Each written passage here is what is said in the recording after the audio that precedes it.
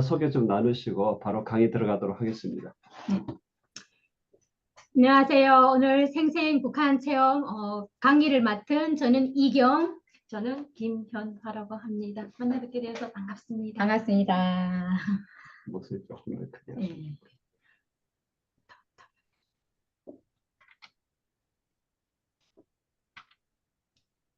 네, 각자 소개를 먼저 시작하도록 하겠습니다. 저는 현재 서울신학대학교 실용음악과 3학년에 재학 중이고요. 현재는 이제 그 국방부 소속이라든가 또 학교통일 교육 강사로 또 활동하고 있습니다. 지금 유예린 교회를 섬기고 있는 이경 집사입니다. 다시 한번 인사드립니다. 네. 안녕하십니까. 저는 북한에 있을 때 공군에서 7년간 군 복무를 했고 지금 현재는 육아를 하면서 통일 교육을 하고 있는 김현화라고 합니다. 반갑습니다. 다시 앞으로 넘어가야 될 것 같습니다. 저희 각자 먼저 이제 그 탈북 스토리부터 조금 간단하게 말씀드리려고 합니다. 저는 집이 이제 그 함경북도, 지금 저기 오른쪽에 한반도 지도가 나오는데요. 한반도에서도 가장 북한에서도 가장 북쪽에 있는 함경북도 무산, 저기 표기 되어 있는 것이 저희 이제 고향입니다.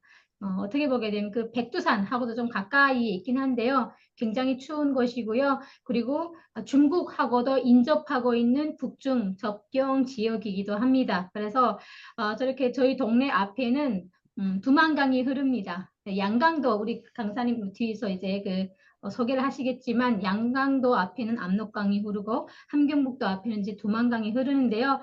어느 순간부터 이 두만강의 이름이 도만강이라고 북한 주민들은 주로 불리우기도 했습니다. 그게 90년대 중반부터 이제 무상배급제도, 북한 주민들의 유일한 생존 수단이었던 무상배급제도가 완전히 중단되고 끊기면서 북한 주민들이 먹고 살기 위해서 저 두만강을 건너서 이제 탈북이 시작이 되었었습니다. 그래서 두만강을 북한 주민들은 약간 좀 우픈 어떤 단어이기도 하죠. 우픈 표현인데 두만강을 도만강이라고도 했는데요. 저도 저 두만강을 건너서 탈북을 했습니다. 그래서 사실 어느 정권 때 왔느냐에 따라서 탈북의 동기도 조금씩 다르겠지만 저 같은 경우에는 김정일 정권 때 그 탈북을 하였고요. 제가 탈북을 결심하게 된 동기는 정말 그야말로 생계형 탈북이었습니다. 네, 너무나도 이제 어려운 경제난을 겪으면서 북한 땅에서는 희망이 없다라는 것을 깨닫게 된 계기가 또 한류를 통해서 그걸 깨닫게 되었고, 그래서 이제 저도 탈북을 결심하고 나서 부모님 모르게 편지만 써놓고 저 두만강을 건넜었습니다. 두만강이 겨울에는 완전히 꽁꽁 얼거든요. 그래서 보통 이제 그 탈북의 성수기는 겨울이다 이런 얘기가 있는데요. 여름에도 건너시는 분들이 있지만 주로 이제 좀 더 이제 덜 위험한 겨울에 많이 건너는 것 같습니다. 그래서 탈북할 때 그 브로커 비용, 강을 건널 때 주는 국경경비대 군인에게 주는 그 브로커 비용도 여름보다는 겨울이 더 비쌉니다. 그래서 겨울에 주로 건너게 되고요. 제가 이제 그 건널 때 한 사람당 거의 이제 80만 원에서 100만 원 가량의 탈북 비용을 이제 줘야 했습니다. 국경경비대 군인과 브로커에게. 그런데 이제 저는 그 당시 그 돈이 없었습니다. 그래서 보통은 세 가지 방법으로 그 돈을 준비를 하게 되는데요. 첫 번째는 내가 이 브로커 비용을 처음부터 계획적으로 다 준비한 다음에 탈북을 하거나 그 돈이 없으면 저 같은 경우처럼 중국에 이제 그 친인척이 있어서 친인척의 도움을 받거나 그것도 저것도 도움받을 것이 없으면 그 당시 때는 사실상 많은 북한 주민들이 인신매매로 많이 팔려가기도 했었습니다. 그런데 최근에 온 사람들을 보게 되면 거의 다 이제 계획적 탈북이다 보니까 다 그 돈을 브로커 비용을 준비해서 오신 분들이 이제 최근엔 더 많으시더라고요. 그래서 어쨌든 그렇게 저는 이제 그 친인척의 도움을 받기로 하고 저 강을 건너게 되었고요. 그 당시 20대 중반이었습니다. 그래서 사실은 부모님한테는 만장같이 중국 가서 돈 많이 벌게 되면 다시 돌아온다라는 편지를 써놓고 강을 건넜는데 그 겨울에 꽁꽁 얼어있는 강 위로 한 3분? 2, 3분가량 뛰어가니까 중국이더라고요. 중국 땅을 밟았을 때는 되게 마음이 굉장히 좀 슬프고 힘들었어요. 왜냐하면 다시 돌아간다라고 했는데 막상 뒤돌아보니까 다시 저 강을 건너가지 못할 거라는 그런 생각이 들더라고요. 그래서 굉장히 그때 겨우 힘들게 발걸음을 옮겨서 저 중국 민가로 들어갔던 기억이 납니다. 어쨌든 굉장히 도망가게 되면 슬픈 생각이 먼저 드는 것 같습니다. 그러면 이제 두만강 건너서 이제 중국까지 가서 중국에서는 사실상 탈북민이 북한 사람이라는 신분으로 살아가기는 굉장히 어렵습니다. 중국 공안에 탈북민이라는 신분이 노출되게 되면 또 언제든지 북송 당할 위험에 놓여 있기 때문에 중국이란 나라는 임시적으로 배는 채울 수 있지만 안전한 나라가 결코 아니었습니다. 자유가 없었습니다. 그래서 중국에서 조금 있다가 안 되겠다 싶어서 이제 한국으로 오게 되었는데 한국으로 오는 과정도 사실 우리가 이제 그 여권을 만들 수 있으면 비행기 타고 오게 되면 가장 빠르겠지만 그럴 수 없기 때문에 결국은 탈북민들이 제3국을 가게 되는 겁니다. 몽골이라던가 베트남 또는 태국 이런 곳을 경유해서 오게 되는데요. 저 같은 경우에는 태국을 통해서 오게 됐습니다. 물론 태국까지 가는 길에도 쉽지가 않기 때문에 저희가 또 루트를 모르기 때문에 브로커와 함께 이동을 해야만 태국 국경까지 갈 수 있었어서 그때도 이제 또 브로커 비용을 한국에 오게 되면 후불제로 줘야 된다는 계약서를 쓰고 그때 이제 또 브로커와 함께 태국 이제 그 국경까지 이동하게 됩니다. 태국까지 가는데도 엄청난 시간이 걸렸습니다.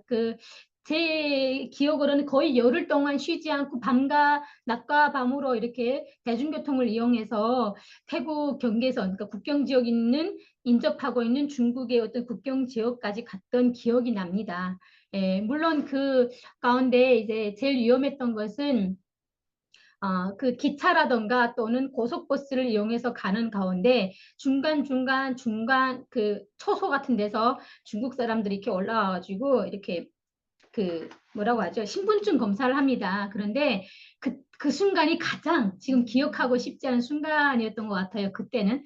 그래가지고 선택검열을 이렇게 하는데 그 선택검열을 내가 지명당하게 되면 이제 정말 위험에 놓이게 되거든요. 그래서 정말 눈 감고 자는 척도 하고 정말 속으로 그때 온갖 신을 다 부르면서 마음속으로 이렇게 기도했던 그 생각이 지금도 납니다. 그렇게 어려운 고비를 넘기고 태국까지 갔다가 태국에서는 사실 저는 이제 태국에서 방콕 한인연합교회에 들어가게 되면서 신상태 선교사님을 처음 뵙고 그때 처음 교회를 가게 되었고 그때 저는 처음 성경책도 봤습니다. 그래서 그때 180여 명의 탈북민들과 함께 그곳에서 이제 생활을 했는데 원래는 보통은 거기서 3개월 동안 성경 공부를 하고 나서 이제 그곳에 온 순차적으로 이렇게 선교사님께서 한국으로 보내주셨습니다. 그런데 저희도 180명 그 조는 조금 좀 상황이 안 좋아가지고 그 교회가 탈북민들을 이렇게 돌봐준다라는 그런 소식들이 외부에 노출되면서 외신 기자들이 이렇게 카메라를 가지고 교회를 다 이제 에워싸가지고 굉장히 위험한 상황이 있었습니다. 그래서 선교사님께서 안 되겠다. 더 이상 내가 이제 여러분들을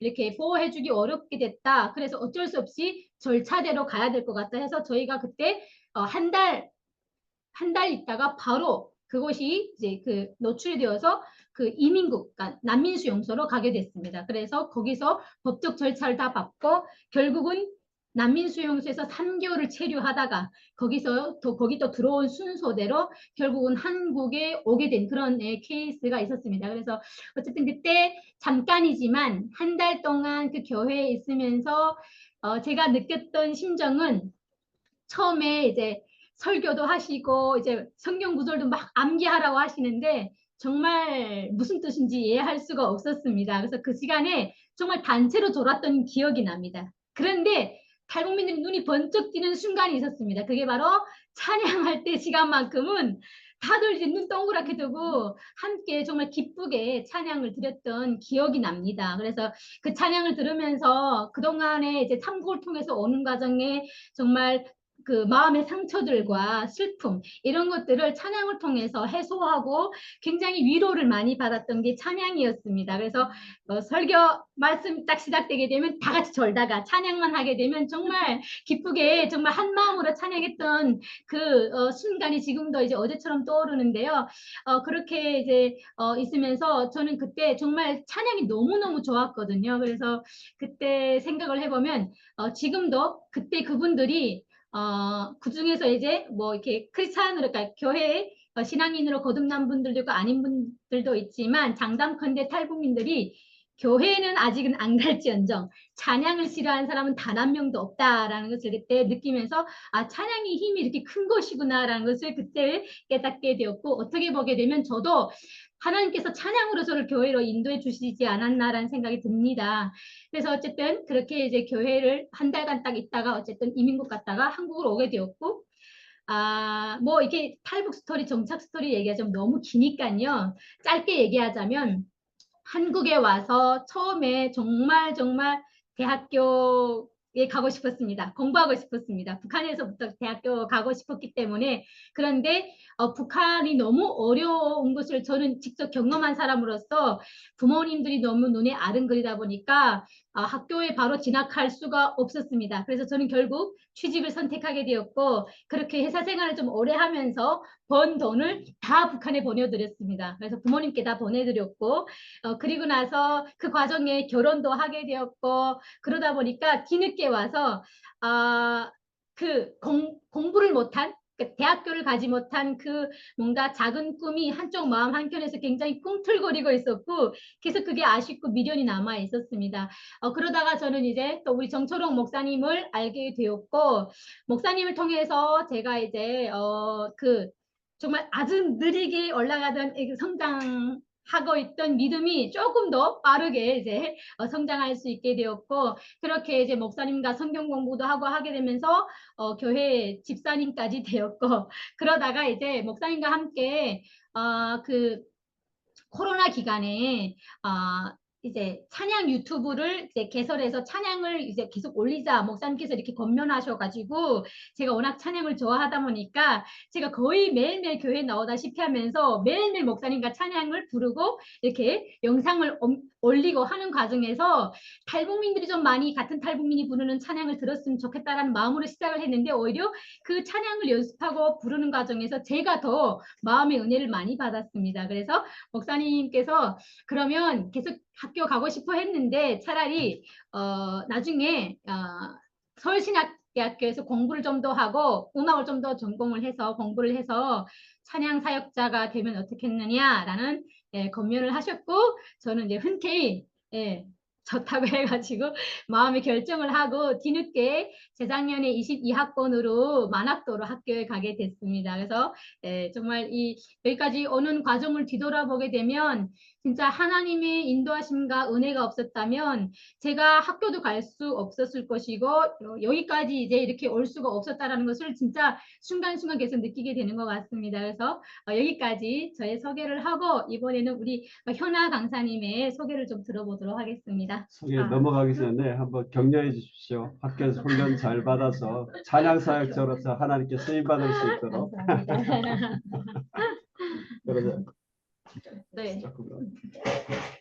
네, 저도 이제 이경 집사님과 마찬가지로 이제 같은 루트를 통해서 비슷한 이제 경로를 통해서 오게 됐는데 저는 북한에서 7년간 군 복무를 하고 집에 왔기 때문에 뭐 배고픔이나 이런 것보다는 그래도 군 복무에 대한 긍지감이나 영예감이 있었어요. 그런데 제가 탈북하게 된 동기는 대한민국의 드라마나 영화가 북한에 유입이 되면서 그거를 시청하게 되었고 이게 처음에는 그게 정말 믿겨지지를 않았습니다. 믿겨지지를 않았고 정말 이렇게 됐을까? 정말 남한은 헐벗고 굶주리는 자본주의 사회라고 했었었는데 정말 이것이 맞는 걸까? 하고 생각을 했었었는데 몇 번이나 이제 반복적으로 시청을 하면서 이게 정말 대한민국의 사실이구나.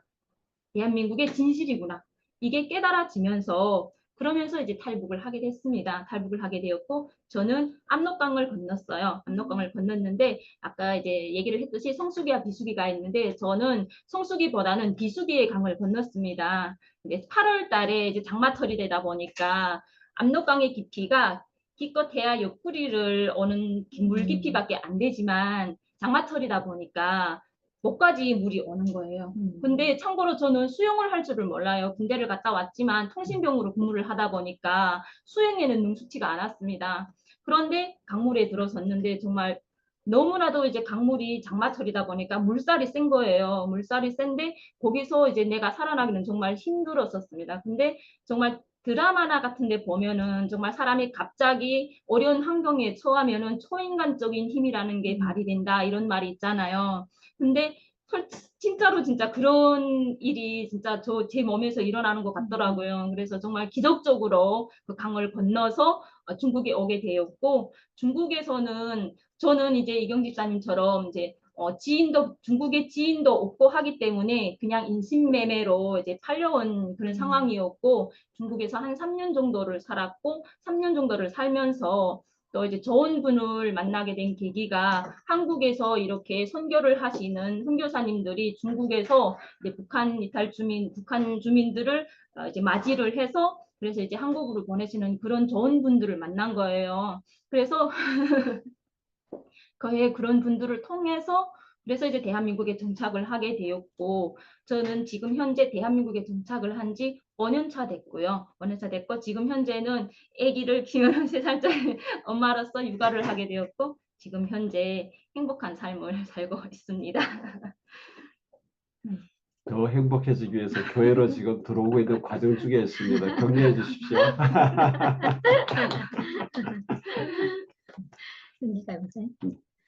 네. 이거는 뭐 사실 한국에 우리가 오게 되면 제일 어려운 게 아무래도 이제 맨손으로 오다 보니까 경제적인 어려움이 가장 크고요. 그리고 이제 저처럼 이제 학업의 길에 들어설 때도 내가 어느 대학교를 가서 어떤 전공을 해야 되는지 이런 선택에 있어서도 아는 게 없다 보니까 굉장히 어려움이 컸던 것 같습니다. 결국은 이제 한국 사회에 대한 어떤 다양한 여러 면에서 모든 면에서 이제 정보 부족 이런 것들이 굉장히 좀 많이 맞아요. 힘들었죠. 네. 그래서 저는 지금 이제 혹시 이제 한국에 금방 오신 탈북민들 있잖아요. 네. 지금 많지는 않지만 중국에 살다가 이렇게 오신 분들도 있는데 그런 분들이 이제 막 그런 걸 걱정하게 되면 저는 그런 얘기 하거든요. 가까운 동네에 이제 교회 아니면 하나원에 있을 때 그 목사님께 여쭤봐서 어떤 교회를 가야지 먼저 여쭤보고 교회에 가게 되면 거기 성도님들이라든가 목사님들이 잘 안내해 주니까 차라리 아는 사람이 없으면 이렇게 어려울 때 정보 부족 때문에 어려울 때는 교회를 찾아가 이런 얘기 하거든요. 지금 제가 그때 한국 금방 왔을 때 바로 이제 우리 목사님 같은 분 바로 만났으면 지금 좀 더 하고자 하는 일에 좀 더 빠르게 가지 않았을까 길을 내돌지 않지 않았을까라는 좀 약간 후회 아닌 후회도 남습니다. 이런 정보 부족이 가장 어려웠던 것 같습니다. 강사님 혹시요 네. 한국에 오게 되면 우리가 조금 이제 익숙치 않았던 것들 때문에 또 네. 새로운 것 때문에 많이 이제 신기하기도 하고 또 이렇게 네, 맞아요. 감동받는 것들도 있잖아요. 네. 그 중에서 하나 꼽으라면 혹시 뭐가 저는 있을까요? 대한민국에 왔을 때 가장 좋았던 부분이 이동의 자유, 여행의 자유.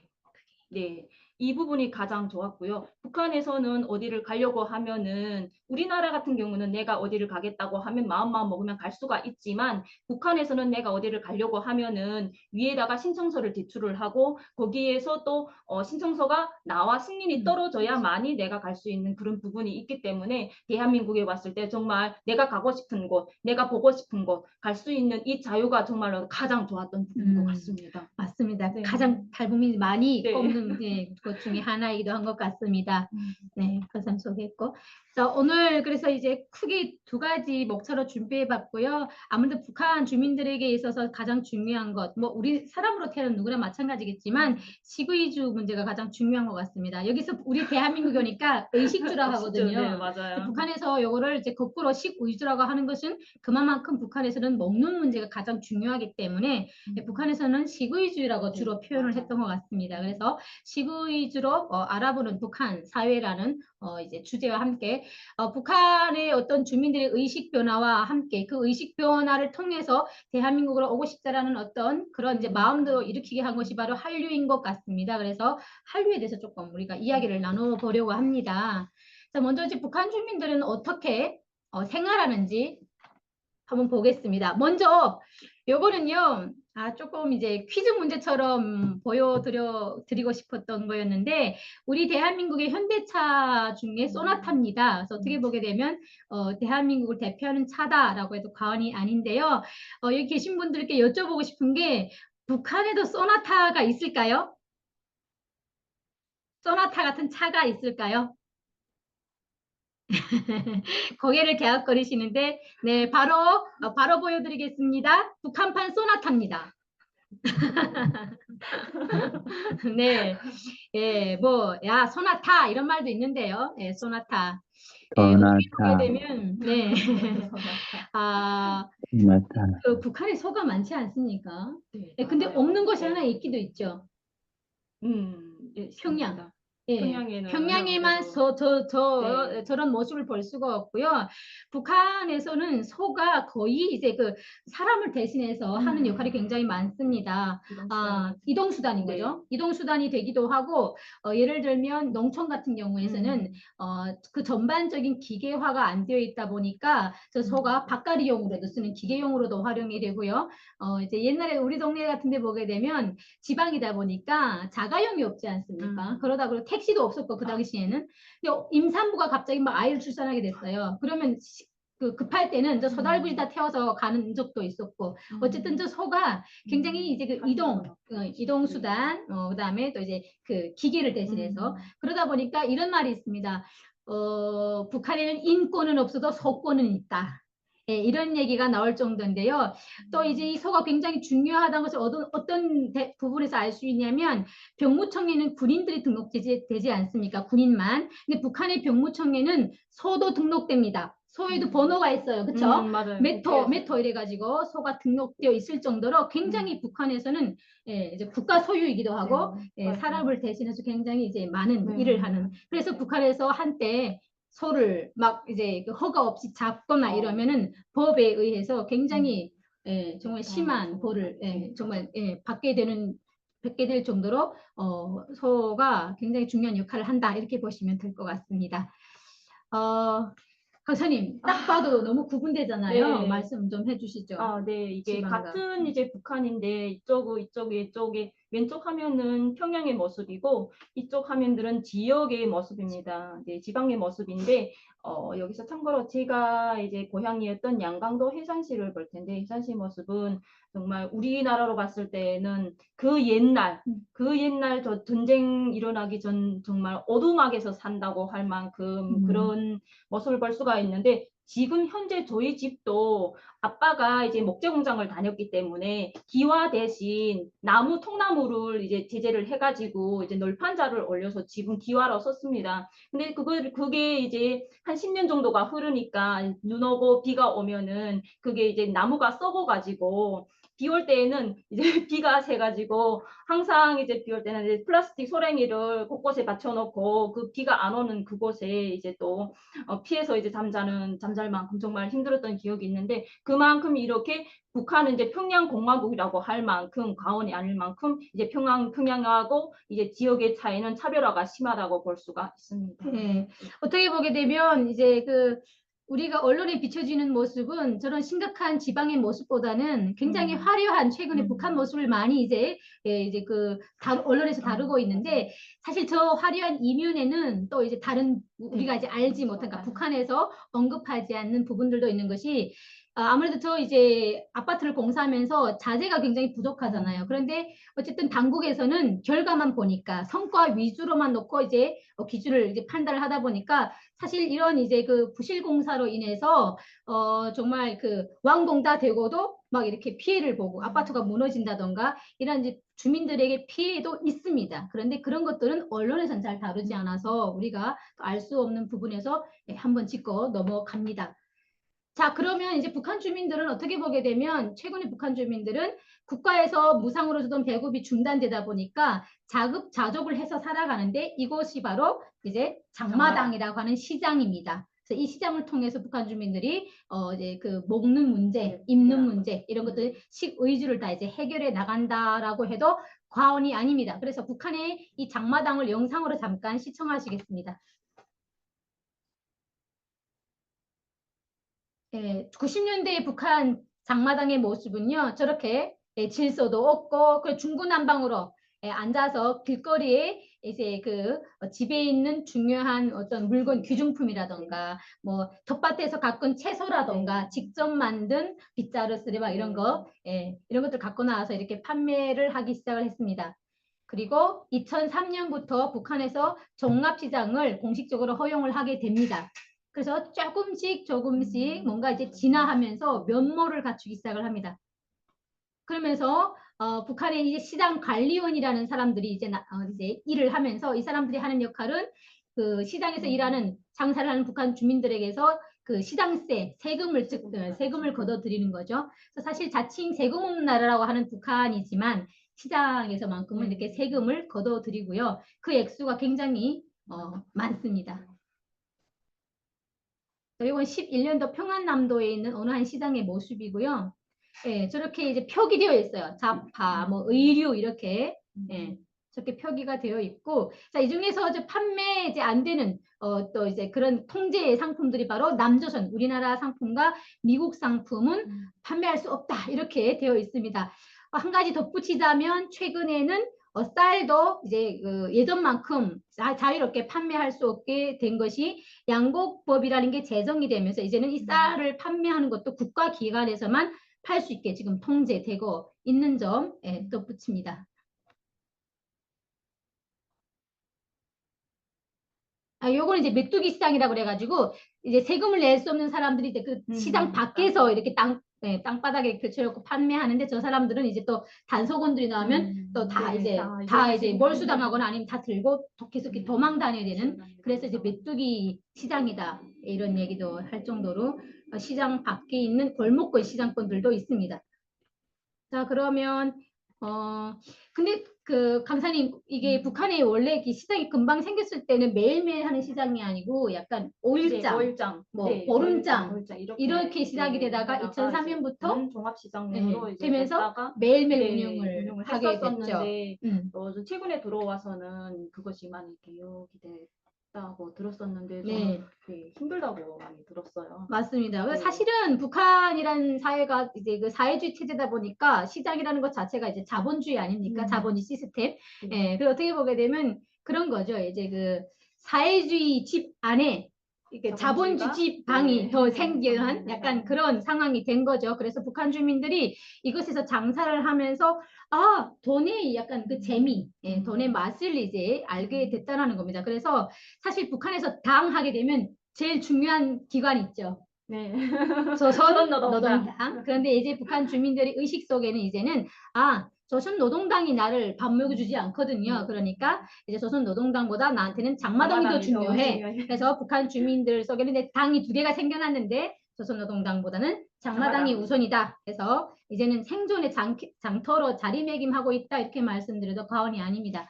근데 중요한 것은 이 시장에서 주로 활동하고 있는 사람들은 맞아요. 이제 가족이 생기는 여성들이 책임지고 있습니다. 남성들 같은 경우에는 국가에 아무런 조건이나 혜택이 없이 무보수 노동을 해야 되기 때문에 여성들이 어쩔 수 없이 가족의 생계를 책임지는데 예전에는 35세 이상만이 여성들이 장마당에 앉아서 장사를 할 수가 있었는데 지금 현재는 40세 이상부터 이제 장사를 할 수 있게끔 되어 있는데요. 그러다 보니까 여성들이 하는 일은 밖에 나가서도 돈을 벌어야 되고 경제적인 이유를 챙겨야 되지만 집에 와서도 빨래, 세탁, 모든 일을 이제 여성들이 해야 되기 때문에 우리나라처럼 전기화가 되어 있고 시스템이 잘 되어 있으면 괜찮지만 모든 것이 전력난, 에너지난 때문에 모든 것을 손빨래로 해결해야 되기 때문에 여름 같은 때는 괜찮아요. 근데 겨울 같은 때에는 정말 북한은 영하 40도를 오르내리기 때문에 그 추운 겨울 속에서 고무장갑을 끼고 손빨래를 하고 하면은 진짜 한 개만 빨아도 정말 손끝이 너무 시려가지고 저도 이제 밖에 나가서 많이 빨래를 세탁을 해봤지만 지금 현재도 날이 추운 날 같은 경우에는 이 손끝이 너무나도 아프고 이런 게 있거든요. 그래서 이제 그렇게 하다 보니까 여성들이 이제 집에서의 그 위치가 굉장히 높아지고 있어요. 그래서 남성들은 그 하는 말이 있어요. 북한에서 낮전등이라고 얘기를 하고 얘기를 합니다. 네. 그만큼 여성들의 지위가 높아지고 있다는 것을 알 수가 맞습니다. 있습니다. 우리가 원래 사실 아직도 북한하게 되면 우리 남한 분들은요, 북한하게 되면 약간 가부장적인 사회라는 사실 그 이미지가 아직도 많이 남아 계실 겁니다. 네, 그런데 사실 저희 옛날에 우리 아빠만 하더라도 저희 엄마한테 밥상 차려 이러면 엄마들 밥상 차리잖아요. 그래. 식사 다 하시고 딱 앉아서 물 이러면 물 갖다 주잖아요. 심지어 재터리까지 다 받쳐다 주거든요. 담배 피우라고. 예, 그런데 그러한 이제 그 가부장적인 사회에서 점점 지금 진화돼서 예, 여성들의 지위가 높아지면서 약간 남자들이 약간 아내의 눈치도 좀 보면서 이 가사를 좀 많이 이제 그 도와주는 요즘 젊은 시대들은 조금 그렇게 변했죠. 특히 또 이제 그런 것도 있지만 또 한류를 접하면서 한국의 남자들은 저렇게 매너가 좋고 여자들 잘 도와주는구나. 그래서 요즘의 젊은 20, 30대 북한 남성들은 옛날에 우리 기성세대와는 다르게 그래도 조금 그런 가부장적인 이런 것에 조금 많이 이제 예, 변화된 그런 모습도 있습니다. 또 북한의 먹는 문제 이제 얘기 안 할 수가 없는데요. 아무래도 이제 북한은 우리나라보다 날씨도 춥고 산간지대가 많다 보니까 밀가루라던가 밀이라던가 이제 흰쌀, 벼농사 이런 것보다는 잡곡류가 조금 더 잘 됩니다. 그래서 옥수수라던가 감자, 뭐 메밀 이런 것들이 잘 되는데 사실 북한에서 저희들이 주로 먹었던 주식은 흰쌀이 아니라 옥수수쌀이었죠. 네, 그래서 옥수수 100% 옥수수입니다. 그리고 이제 그 옥수수도 이렇게 그 뭐라고 하죠? 껍질이라고 그러죠. 껍질채로 껍질이 안 벗겨진 상태에서 네. 쌀을 이렇게 기계에다 쪼개가지고 좀 불려뒀다가 밥을 안 치면 되게 꼬슬꼬슬한 잡곡밥, 옥수수밥이 되는데 저게 좀 힘들거든요. 소화도 잘 안 되고요. 먹넘김도 굉장히 안 좋고요. 하지만 저것도 하루 세 끼 떨어뜨리지 않고 먹으면 정말 괜찮은 집이었거든요. 그래서 아침 점심은 옥수수밥, 저녁에는 옥수수국수 이렇게 띄었던 기억이 납니다. 강쌤 쪽에서 혹시 좀 기억에 나는 음식 있나요? 저는 이제 사회에서 있었던 경험보다는 군대에서 있었던 경험이 많기 때문에 군대에서 이제 먹었던 음식에 대해서 조금 얘기를 드리려고 해요. 저가 이제 며칠 전에 이제 GP를 들어갔다 왔었었는데 GP에 들어갔었는데 군인들이 이제 식생활이 수준이 보니까 이제 매 끼마다 이제 식단 자체가 다른 거예요. 다른데 북한은 1년 365일 고정된 메뉴가 나와요. 거기서 이제 꼭꼭 누르면 3숟갈밖에 안 되는 옥수수 밥에다가 염장무 몇 가락에다 된장국 하나. 근데 이 된장국도 부대에서 좀 생존율이나 좀 이제 뭐 생활이 괜찮다고 하는 부대는 그나마 된장이라도 조금 먹을 수 있는 환경이 되지만 조금 뭐 그렇지 못한 부대에서는 소금을 이제 물에 타서 거기에다가 무시래기를 넣어가지고 뿌려서 그렇게 먹는데 그 세 가지가 1년 365일 고정된 메뉴로 나오는 겁니다. 이제 그래서 그거를 이제 항상 먹다 보면은 겨울 같은 데는 정말 날이 추우니까 그 옥수수 밥마저 따뜻한 밥을 먹으면 괜찮지만 찬밥을 먹으면은 정말 소화도 잘 안 된 뿐만 아니라 정말 항상 배고픔을 이제 달고 살았던 그런 기억이 있는데 북한에서 요즘 이런 말이 있어요. 우리나라에서 제가 이제 중3 아들을 키우다 보니까 요즘은 줄임말을 많이 사용을 하더라고요. 그런데 이제 우리나라에서 이제 똑티순이라는 거를 많이 쓰더라고요. 우리나라에서 똑티순이 혹시 뭔지 아실까요? 똑티순.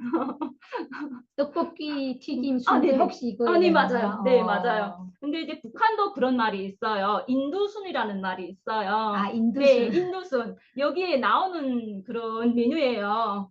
네, 인두순. 그러니까 인조고기, 인조고기, 두부밥, 두부밥, 순대. 순대 해서 예, 요거를 통틀어서 인두순. 인두순이라고 합니다. 아마 여기 인조고기 모르시는 분들도 있어서 잠깐 설명하자면 북한에는 실제 고기가 있어도 너무 비싸니까 못 사 먹고요. 저 인조고기라는 말 그대로 진짜 고기가 아니고 그 두부콩, 그러니까 두부를 하고 나서 그 두부 만드는 그 노란 콩, 그걸 콩기름을 짜고 나머지 찌꺼기 갖다가 기계에다가 이렇게 만들면 약간 쫀득쫀득한 식감의 이제 그런 이제 재료가 나오면 그거를 이제 고기 대용으로 살짝 그래도 어느 정도 단백질이 좀 있다고 보고 인조고기라고 불리면서 먹었던 게 바로 지금 저 화면에 나오는 인조고기고요. 저 안에 지금 밥을 넣어서 만든 거죠. 네, 맞아요. 실제로 이제 수원이라던가 인천 지역의 이제 북한 식당들에서 저걸 팝니다. 네, 많아요. 추억의 음식이죠. 네. 그 두부밥, 두부밥은 이제 두부를 튀겨가지고 우리나라의 유부초밥과 비슷하게 생겼는데 맛은 좀 다릅니다. 양념을 맞아요. 넣어서 먹는데 굉장히 맛있습니다. 여기 드신 분도 있는 걸 알고 있는데 저거는 우리 그 남한 분들이 굉장히 네, 잘 드시더라고요. 네, 입에 잘 맞아요. 맞으신 것 같아요. 순대, 북한의 순대는 당면이 안 들어가고요. 안에 쌀이 들어가고 시래기나 김치 같은 거, 야채가 들어갑니다. 예, 근데 겉에는 똑같은데 안에 당면 대신 밥이 들어가는 거죠. 네, 맞아요. 예, 그래서 이제 말씀하신 것처럼 우리나라의 뭐라고 하죠? 떡튀순이요. 예, 떡튀순이 있다면 북한에는 인두순이 있다. 이렇게 보시면 될 것 같습니다. 네.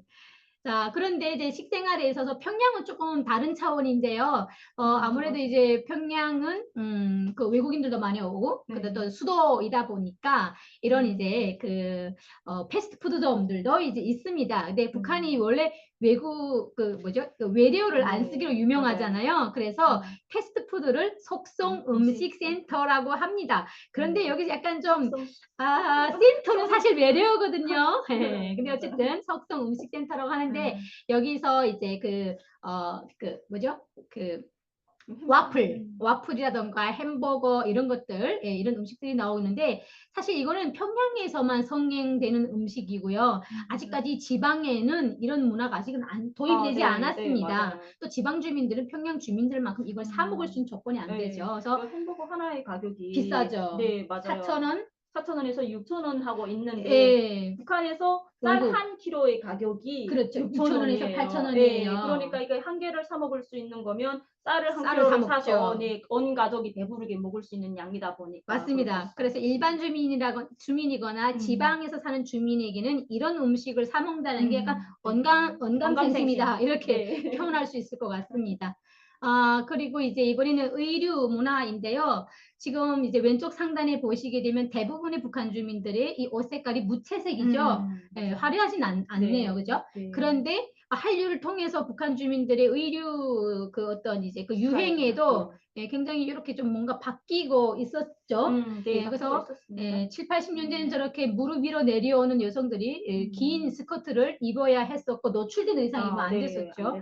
2000년대 오면서 좀 바뀌었습니다. 좀 드라마를 좀 본 북한 주민들이 남한 그 드라마 주인공처럼 그 디자인 옷을 만들어서 이렇게 입기도 하고 중국을 통해서 중국 옷들이 들어오면서 조금 이렇게 화려해졌죠. 뭐 저렇게 유채색의 이제 옷들도 입긴 했습니다만 요거 이제 최근 얘기 좀 하자면 북한에서 이제 그 각종 악법을 만들어냈습니다. 한류를 차단하기 맞아요. 위해서. 그래서 강력한 한류와의 이런 통제를 하면서 이제는 다시 또 원래대로 돌아가면서 엄격하게 통제를 하다 보니까 남한식으로 따라하는 유행을 쫓아 입는 것들을 또다시 단속하기 시작을 했습니다. 그래서 변화하고 있다가도 또 갑자기 바뀌는 게 북한이니까요. 그래서 지금 엄청나게 이제 단속을 하고 있고 통제를 하고 있습니다. 이런 것들이 주로 어디를 통해서? 네, 장마당을 통해서. 그렇죠. 오는 그러니까 거고. 장마당을 네. 통해서 오는데 우리가 어떻게 해서 이 한국 미디어나 콘텐츠를 볼 수 있죠? 이거는 이제 국경 지역에서 USB로 들어오는데 중국을 통해서 USB로 들어와 가지고 그 USB를 다시 복사를 해서 많은 곳으로 전파를 하고 그것으로 인해서 또 이 사람들이 문화에도 많이 영향을 미치고 하게 되는 건.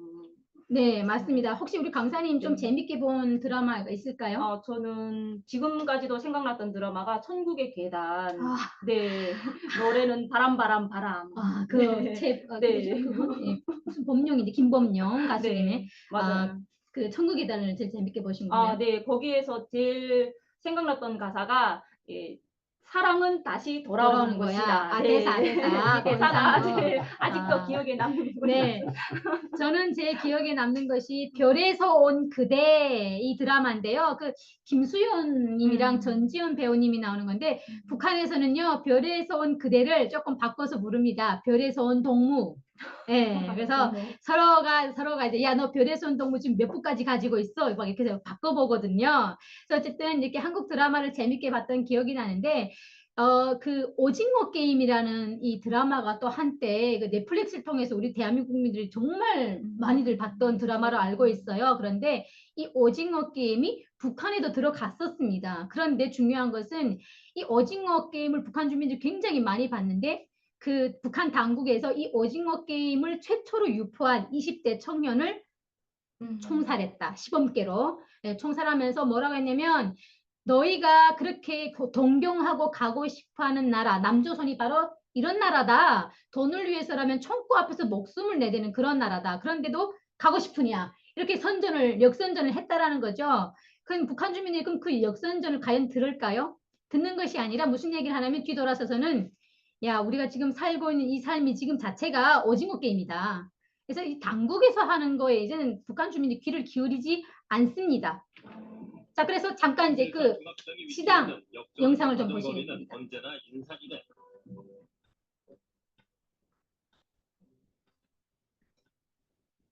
물건을 실은 트럭부터 연신 손수레를 끌며 분주하게 움직이는 수레꾼들까지.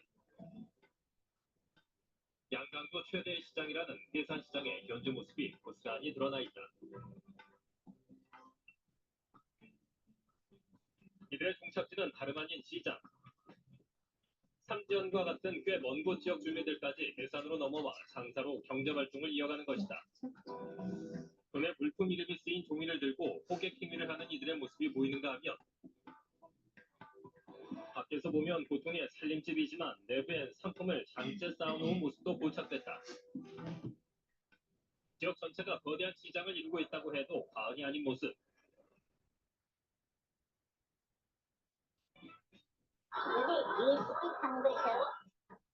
네, 아까 마지막에 이제 질문하는 거 보셨죠? 예, USB 파는 거 있냐고 물어보는 거. USB 파는 거 있냐 물어본다는 거는 한국 드라마 있냐 물어보는 거 똑같습니다. 그래서 그 시장에서 몰래 한국 이제 드라마가 담겨진 또는 영화가 담겨진 USB를 몰래 감춰두고 판매를 한다라는 거죠. 예, 어쨌든 시장을 통해서 어쨌든 한류도 예, 이제 그 확산이 된다 이렇게 보실 수가 있겠습니다. 자, 그러면 북한의 이제 그 주거 형태에 대해서 좀 보겠는데요. 자, 요거는 TV, 냉장고, 전원 공급기와 보일러 넷 중에 다른 건 다 없어서 요 하나는 무조건 기본으로 있어야 된다. 우선순위로 있어야 된다라 생각하시는 게 뭐가 있으실까요? 손가락으로 표시해 주시면 될 것 같습니다. 네, 우리 유대인 목사님 3번. 아, 다 알고 하시는 것 같은데. 네. 네, 맞습니다. 3번입니다. 3번. 예, 아무리 TV, 냉장고, 보일러가 있어도 전원 공급기가 없으면 볼 수가 없죠. 왜 네, 그럴까요? 맞아요. 강사님 좀 설명해 주세요. 네. 북한은 전력난이 굉장히 심각하기 때문에 아무리 좋은 TV, 아무리 좋은 냉장고, 아무리 좋은 보일러가 있어도 정말 그림의 떡이라고 할 수가 있습니다. 그렇기 때문에 전기가 없기 때문에 가장 중요한 부분이 전원 공급기로 전기를 끌어오고 그거로 해가지고 이게 왜 전원 공급기가 필요한 거냐면 만약에 이게 전기가 들어왔을 때 우리는 이제 220V가 들어오지만 북한에서는 전기가 들어오면 전등이 이제 빨간 실 하나만 있을 정도로 그렇게 전기가 약하게 들어옵니다. 그래서 그 전기를 높이기 위해서 이렇게 전원 공급기가 필요한 거라 그래서 이제 전원 공급기를 많이 꼽아 주셨는데 네, 맞습니다. 네, 집집마다 돈 있는 집은 1kW, 뭐 없는 집은 또 뭐 800, 뭐 이렇게 조금 이렇게 조금 그 용량이 이제 다르죠. 네, 그래서 전원 공급기가 필수입니다. 북한의 주택을 좀 보자면 1호주택, 2호주택은 약간 피라미드식으로 생겼는데 저기 1호주택, 2호주택 기본 일반 주민들이 네. 사는 주택, 3호주택은 간부들, 4호주택은 뭐 또 이제 당간부들, 특급 같은 경우에는 뭐 이게 김부자들의 어떤 그 별장이라던가 이런 것들을 의미하는 것이 되겠습니다. 그래서 북한 주민들도 이제 그 시장에서 이제 경제 활동을 하면서 돈 좀 있는 사람들은 조금 이제 그 선호하는 또 집도 조금씩 다릅니다. 그래서 여기 저기 보게 되면 장마당권도 있고 역세권도 있는데 조금씩 설명드리자면 장마당권은 아무래도 네, 북한 주민들이 이제 아무래도 시장에 먹고 사는 나가서 문제니까. 먹고 사는 문제 중요하니까 장마당 시장이 가까운 곳, 역세권은 옆에 다 써 있네요.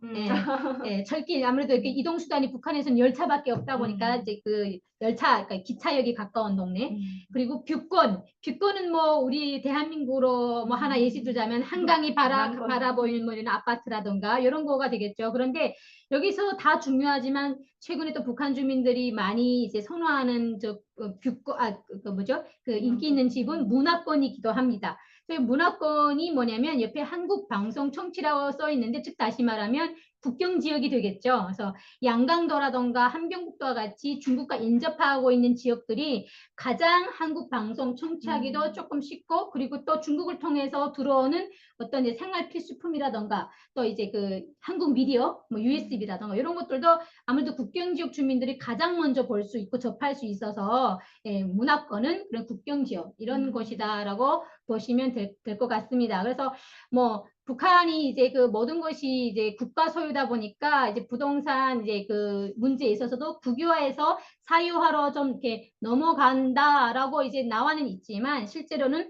우리나라의 부동산 시스템하고는 완전히 다른 시스템이라고 보셔야 될 것 같습니다. 왜냐하면 아무래도 이제 그 개인 소유로 매매하는 것이 아니라 그 입주권 같은 거 갖고 있는 것에다가 웃돈을 붙여서 서로 팔고 사고 하는 정도다. 이렇게 이해하시면 될 것 같습니다. 자, 그러면 이제 한번 보겠습니다. 영상을. 대동강을 중심으로 서평양과 동평양 이렇게 두 개의 부분으로 나눠집니다. 평양 중에서도 동평양, 우리로 말하자면 평양의 강남이다라고 할 수가 있습니다. 동평양 같은 경우는 북한에서 유일하게 지하철이 다니고 있습니다. 그리고 늘평양 같은 경우는 워낙 그 난방과 전기가 중요한데요. 요즘에는 동평양도 무역회사나 물류회사가 들어서면서 뜨고 있다 이런 소식 전해드렸죠. 네, 그런데 본평양하고 동평양 가격 차이가 상당했죠. 예를 들면 동평양이 10만 달러의 집이라면 동평양으로 가면 2만 달러 떨어집니다. 약 5배 정도 차이가 나고요. 그리고 북한도 강이 보이는 아파트가 인기고요. 고층일수록 가격이 높게 책정되고 있다는데요. 네. 자, 그러면 또 이제 그 우리가 시장 얘기를 많이 했는데 시장에 또 이 활성화하는데 기여한 것이 또 이제 이동수단요. 핸드폰이라고 해도 과언이 아니죠. 강사님 혹시 핸드폰 써보셨나요? 저는 핸드폰을 써보지 못했습니다. 그렇죠. 북한에 있을 때. 네. 자, 북한의 핸드폰 사실상 중국의 부품을 들여다가 북한에서 이제 그 조립해서 제조해서 이제 나오는 건데요. 예, 그 핸드폰의 이름이 굉장히 좀 재밌습니다. 뭐 아리랑 푸른 하늘. 진달래. 진달래 6가 나왔다는 것은 그 이전에 1, 2, 3, 4, 5가 있었다는 얘기겠죠. 그래서 이렇게 이런 이름들이 붙여져 가지고 나오는데 북한의 핸드폰은 이제 또 제한되는 게 많죠. 네, 맞습니다. 뭐 안 되는 게 있죠. 제한되는 게 뭐가 있냐면 이제 북한에서 이제 인터넷을 안 되게 해가지고 북한에서 제정된 망에 들어가서야만이 사용을 할 수 있는 그런 거기 때문에 인터넷이 아예 안 된다고 보시면 됩니다. 예, 그러니까 이제 그 유튜브라던가 이제 뭐 이런 것들은 카카오톡 이런 것들은 전혀 볼 수가 없습니다. 기본적으로 쓰는 것은 통화, 그다음에 문자, 그다음에 그 카메라, 예, 그리고 이제 그 몇 개 안 되는 게임 할 수 있는 게 있죠. 예, 그래도 어쨌든 우리나라만큼 이제 다양하게 쓸 수는 없어도 아예 이런 이동 통신 수단이 전혀 없었는데 그 전화기도 이제 저는 집에 없었거든요. 근데 그런 단계를 뛰어넘어서 어쨌든 이 핸드폰이 생겨났다라는 것은 크게 두 가지로 보자면 북한 주민들이 여기다가 이제 SD 카드만 장착해서 우리나라 드라마도 몰래 볼 수 있게 되고요. 그 다음에 기존에는 이제 시장 경제 활동을 하면서 다른 지역의 그 시장 정보를 알아내기 위해서 뭐 전보, 편지 이런 것들이 오고 가거나 가까운 지역은 자전거 타고 다니면서 알아봤거든요. 그런데 이제는 안전자에서 통화 하나로 이제 알아볼 수 있는 정보 공유를 할 수 있다는 것만으로도 핸드폰이 이제 생겨난 게 굉장히 북한 주민들에게 있어서 큰 변화가 되었다라고 볼 수가 있겠습니다. 한류 얘기를 계속 했었죠. 이제 아까 우리 그 드라마 얘기 다 했기 때문에 좀 넘어가겠습니다. 그 한국 그 한류 제품 중에는 미디어 뭐 드라마 영화만 있는 것이 아니라 K 제품도 들어오죠. K 식품들. 맞아요. 식품들이 예, 많이 혹시 들어오고 있어요. 강사님 좀 써보신 거 있으실까요? 제가 써본 거는 없지만 이제 북한 어머니들한테서 제 가장 유행인 것이 말하는 업센이 들어간 바까마가 굉장히 인기가 많습니다. 그래서 저희가 써본 것은 이제 초코파이를 한번 먹어본 적이 있는데 정말 너무나도 맛있어가지고 아 이게 자본주의 맛이로구나 그런 생각했던 것 같습니다. 네. 다른 거는 사용을 못 해봤습니다. 그렇습니까? 예, 주로 이제 한국 제품들이 인기가 많은데 주로 많이 이제 그래도 북한 그 시장에 이제 그 인기 있었던 제품들만 좀 준비해 봤고요. 그 중에서 저는 이제 커피 얘기를 해보자면 사실 북한 주민들은 커피를 아예 구경도 못 했었던 시절이 맞아요. 더 많았기 때문에 처음에 북한의 시장에 커피가 이렇게 딱 이제 그 판매가 되기 시작을 했을 때 일반 주민들에게 있어서 커피에 대한 이미지 굉장히 좀 조금 부정적인 이미지도 맞아요. 있었어요. 뭐라고 했냐면 딱 먹어봤는데 처음 먹어보는 쓴맛인 자본주의 거예요. 쓴맛. 그래서 야 이거는 자본주의 쓴맛이야. 왜 이제 그 건강에 좋은 차도 마시면 되고 누룽지 탕도 마시면 되는데 굳이 저 쓴맛을 마시냐 뭐 이런 얘기들도 있었는데 개성공단을 통해서 우리나라 믹스커피가 이제 조금 이렇게 확산됐어요. 그래서 북한 주민들이 한국 제품은 좀 비싸다 보니까 시장에서 중국산이라든지 인도산과 같은 베트남 이런 이제 좀 보다 저렴한 커피들이 들어가게 되면서 최근에 북한 주민은 커피를 모르는 사람들이 없어요. 네, 예, 맞아요. 그래서 커피 하게 되면 이제는 굉장히 좀 보편화가 되어 있다. 이렇게 보시면 될 것 같습니다.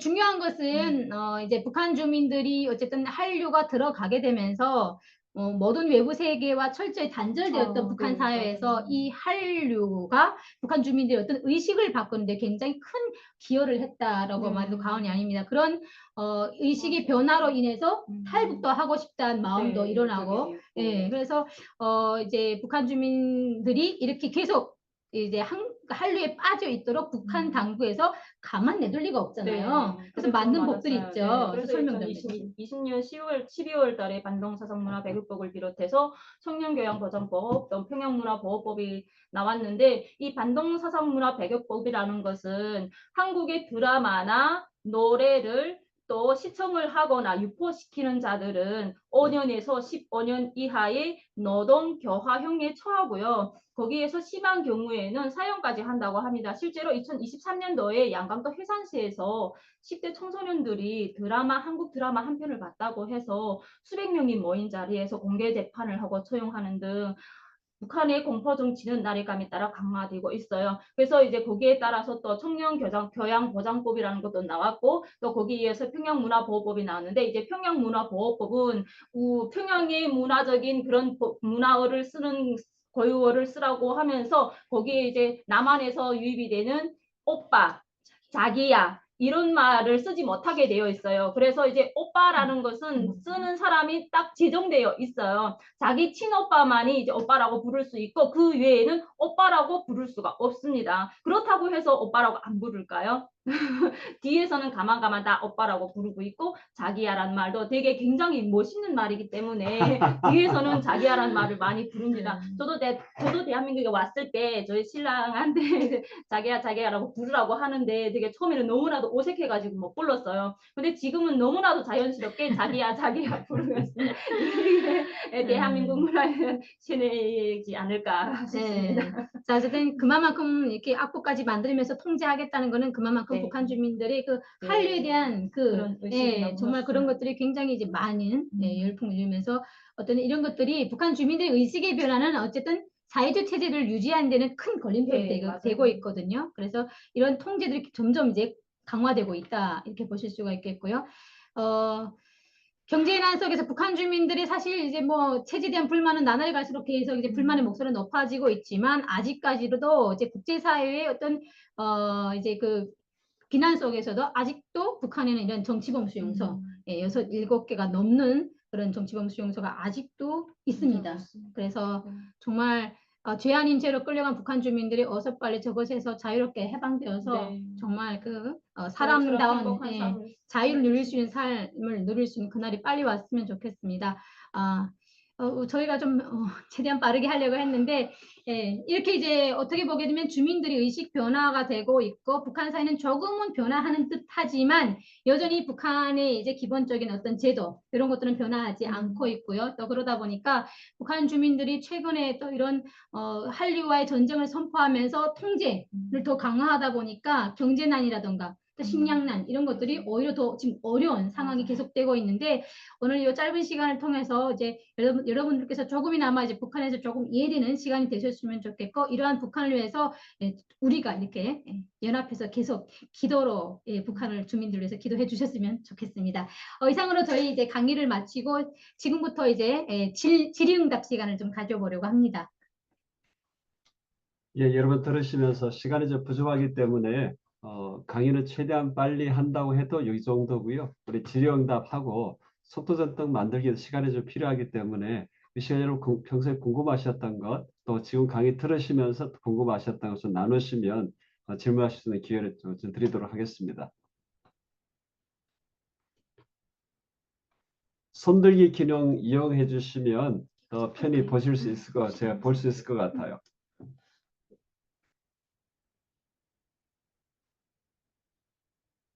그런 생각을 좀 하시는 동안에 제가 추가적으로 좀 이런 것 지금 설명을 하시면 좋겠다 싶은 것 하나가 두 분이 다 여성이시기 때문에 북한에서 여성들 사회 참여라든지 그런 것도 좀 궁금하실 수 있으시잖아요. 아까 잠깐은 이야기했습니다만 제가 알고 있기로는 북한에 공식적으로 취업해서 그런 여성들에 대한 것들은 그래도 좀 보장이 된다 하더라도 그 외에 이제 비공식적으로 나가 있는 여성들의 그런 사회 참여라든지 또 역할이라든지 또 사회적으로 좀 여성에 대한 대우라든지 그런 이야기 좀 한번 두 분 중에 한 분 이야기해 주시면 좋겠다 싶어요. 북한에서 여성들을 위한 사회적 위치라든지 활동이라든지 위치라든지 활동이요? 일단은 사회적 위치라고 보기보다는 북한인데 어떻게 보면 아직까지 그 가부장적인 그런 것들 아직은 많이 남아 있어서 예를 들면 이제 어느 한 조직 기관에서 간부를 선출한다. 그래도 어떻게 보게 되면 거의 이제 여성보다는 남자들이 아직까지는 더 많고요. 예. 어떻게 보게 되면 여성들은 결혼하기 전까지만 이렇게 사회생활을 할 수 있게 되고 결혼을 해서 가정주부가 되게 되면 그다음부터는 이제 대부분의 여성들은 이제 가정에 충실하고 아까 보신 것처럼 시장에 나가서 가족의 어떤 생계를 책임져야 되는 그러한 분위기가 더 많은 것 같습니다. 예. 질문이 좀 이렇게 떠오르시는 질문이 있으신가요? 제가 질문하고 싶은데요. 예, 박진숙 집사님. 예. 음성 해제하시고요.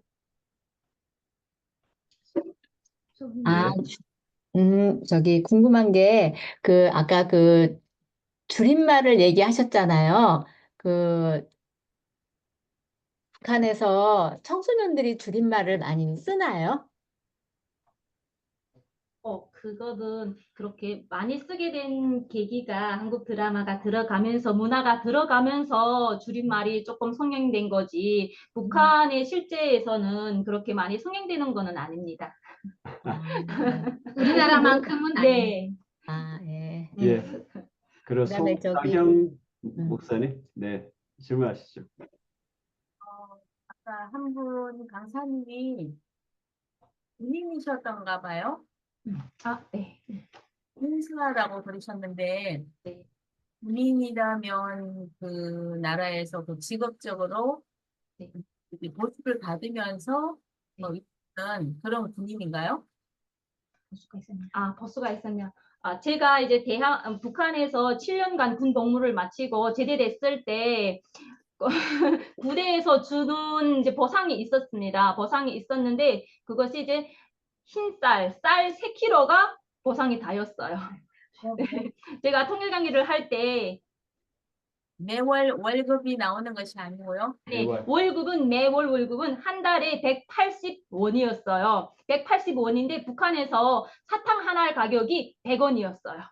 네, 그렇기 때문에 그리고 형식상이었고 그리고 이제 매 달마다 받아본 적은 없었습니다. 그것이 모든 것이 다 이제 군사과업 수행을 하면서 그거를 사용한다고 이제 다 거기 들어갔기 때문에 제가 받아본 보상은 쌀 3kg가 다였습니다. 예, 동평계 허지영 집사님. 계속 뭐라 말씀하시나요? 그래? 네, 저도 군대 관련 질문이신데 그 누구시죠? 남자 지금 손 들고 계시잖아요. 예, 예. 저도 군대 가게 되신 동기가 무엇이었는지, 왜 군에 가셨는지, 그리고 군대의 여성 지위는 조금 사회랑 다른지, 군대가 더 남성 중심적일 텐데 네. 군대 안에서 겪은 경험이 좀 궁금했고요. 그 두 분 다 먼저 강의가 너무 재밌어서 너무 감사하다는 말씀 드리고 싶었고 말씀들을 너무 잘해주셔서 그리고 남한 사회에 오셔서 생활 부분은 많이 소개 안 해주셨는데 남한 사회에 오셨을 때 여러 가지 어려움은 있었겠으나 이렇게 미묘하게 당하는 차별이라든가, 그러니까 남한 주민으로부터 느껴지는 시선이 달랐다든가, 어떤 그런 데서 오는 미묘한 느낌들이 좀 있으셨는지, 그런 것들 경험하셨는지, 그런 것들을 두 분에게 다 질문 드리고 싶습니다. 네, 감사합니다. 네, 그러면 제가 이제 군 부대에서 이제 했던, 제가 군대를 어떻게 가게 됐는가에 대한 질문을 먼저 드린다면, 저는 이제 학교를 졸업하고 전문대를 1년을 다니고 있는 상황에서 군대를 가고 싶은 생각은 1도 없었습니다. 1도 없었는데 그때 이제 김정일이 정치를 할 때였는데 김정일이 어느 한 부대를 현지 지도를 했어요. 전지를 했는데 북한 주민들은 너무나도 이제 식량난으로 인해서 못 먹고 못 입기 때문에 키가 우리나라 사람들에 비해서 너무나도 작은 거예요. 150에서 160 정도가 정말 제일 이제 큰 키라고 기준 키라고 볼 수가 있습니다. 그래서 이제 김정일이 그때 너무나도 작은 키를 뽑으면 군인으로서 임무와 수행을 못한다고 하면서 이제부터 군인의 키를 이제 160 이상부터 뽑아라 이렇게 방침이 내려온 거예요. 근데 제가 전문학교를 다닐 때 그때 키 기준이 160이었어요. 근데 지금도 160입니다. 그래가지고 너무나도 진짜 억울하게 저는 군대를 가고 싶지는 않지만 억울하게 이제 군대를 가게 되었고 그때 이제 군대를 안 가려고 정말 안간 힘을 다해서 안 가겠다고 버텼지만 아버지가 조선노동당원이었기 때문에 내가 군대를 안 가면 우리 가족이 이만한 이제 지대를 받기 때문에 내가 무조건 군대를 가야 된다. 이렇게 해서 군대를 가게 되었고 군대에 가서는 이제 입당을 할 때 저희 할아버지가 남조선 출신이었어요. 남조선 이제 제주도 출신이었는데 제주도 출신이다 보니까 이제 많은 그 이제 출신 성분이 엄청나게 북한에서는 출신 성분을 따라가면서 이제 지위와 역할도 높아지는 거예요. 근데 출신 성분이 많이 걸리기 때문에 입당을 할 때 출신 성분 때문에 입당 서류가 위에 올라갔다가도 5번이나 보류가 되어서 내려왔어요. 내렸다가 6번째 만에 이제 입당을 하게 되었고 그리고 이제 대한민국에 정착을 해서는 조금 미묘한 차이가 이제 언어 차이. 이제 북한은 저희 집에 있을 때 이제 할머니가 귀가 조금 안 들리세요. 안 들려가지고 평상시 얘기하는 것보다 목소리 톤이 굉장히 높이 얘기를 해야만이 할머니가 알아들을 수가 있어요. 그래서 이제 저희가 지금 이렇게 얘기를 한다면 할머니 하고 얘기를 해도 할머니가 못 들으세요. 그래서 이제 이 언어적인 부분이 이제 우리나라 분들하고 얘기를 하면서 조금 이제 목소리가 높으면 저분이 나한테 무슨 악감정이 있어서 이렇게 나한테 이렇게 대하는 게 아닐까 하는 오해를 많이 하셨어요. 그래서 이제 그 부분이 많이 힘들었기 때문에 저는 오자마자 이제 입에다가 연필을 물고 이제 언어 연습하는 거를 많이 했어요. 그래서 지금 5년 차 됐지만 그래도 조금은 고쳐진 것 같은데 아직도 고치려면 좀 많이 먼 것 같습니다. 네. 저는 뭐 군대는 안 갔으니까요. 아까 말씀하신 게 한국에서의 어떤 차별을 느끼신 적 있냐 그 질문이셨죠.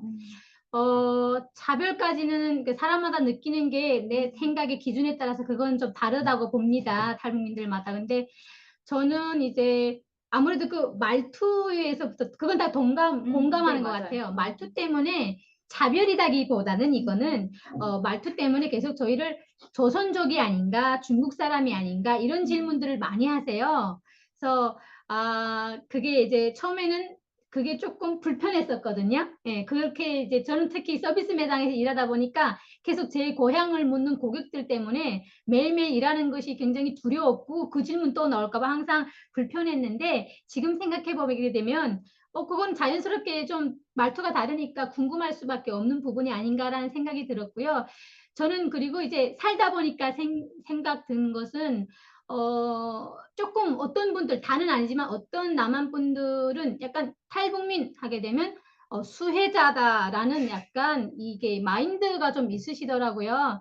그래서 이제 얼마 전에 이제 그러니까 탈북민이 대표님인 하나 단체에서 제가 이제 작년부터 이사로 일하게 됐는데, 어떤 단체냐면 그 용산이나 서울역에 있는 그 쪽방촌에 사시는 우리 그 노숙자분들, 독거노인들, 어르신들께 저희가 탈북민들이 이제 주가 돼가지고 남한 청년들과 이렇게 하나가 되어서 이렇게 도시락을 직접 다 만들어가지고 그분들께 이렇게 나눠드리는 그런 활동을 작년부터 지금 꾸준히 하고 있습니다. 그래서 처음에 저희가 이렇게 저희가 이제 북한에서 온 사람들이 소개하면서 이렇게 나눠드렸는데, 처음에 그 남한 분들의 어떤 반응을 봤을 때 처음에 굉장히 좀 많이 놀라시는 그런 반응을 하셨어요.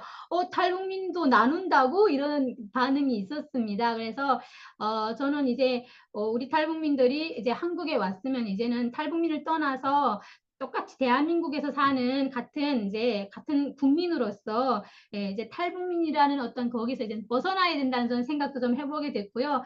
그리고 이제 탈북민도 더 이상의 수혜자가 아니라 같은 국민으로서 함께 섬길 수 있다라는 것들을 이제 이렇게 보여주면서 그 이미지도 많이 바뀌어지고, 굉장히 이제 그 대견하게 보시는 그런 이제 분들을 보면서 굉장히 뿌듯했습니다. 그래서 특별히 막 차별이다라고 하는 거는 강하게 느낀 건 저는 딱히 없는 것 같습니다. 네. 김 목사님, 오늘 소그룹 모임이 있습니까?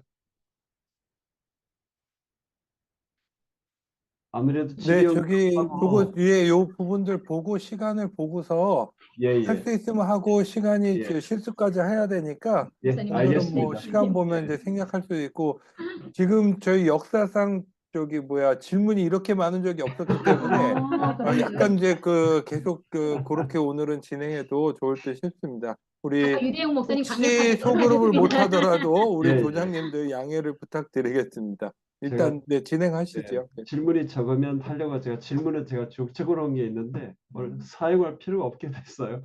원생계 두 분 형제님이 질문하셨는데, 유전의 형제님 먼저 질문하시죠. 네, 저는 이경 집사님께 질문을 드리고 싶은데, 이제 서울신학대학교 씨름과를 지금 이제 재학 중이시라고 하셨잖아요. 그러면 악기나 뭐 그런 거에 있어서 북한에서부터 교육을 받으셔서 그걸 꿈을 가지고 와서 입학을 하신 건지, 아니면은 이제 그 꿈을 가지고 한국 남한에 오셔서 연습을 하고 아니면 또 레슨을 받아서 오신 건지가 궁금합니다.